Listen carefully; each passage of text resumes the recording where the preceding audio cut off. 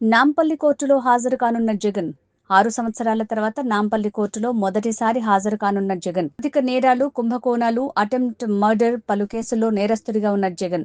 Gannavaram airport నుంచి బేగంపేట ఎయిర్పోర్టుకు చేరుకుని అక్కడి నుంచి నాంపల్లి కోర్టులో హాజరు కానున్న జగన్ గన్నవరం నుంచి ప్రత్యేక విమానంలో బేగంపేట ఎయిర్పోర్టుకు బయలుదేరిన జగన్ చరిత్రలో ఎన్నడూ లేని విధంగా కోర్టుకు షెడ్యూల్ టైం పంపిన జగన్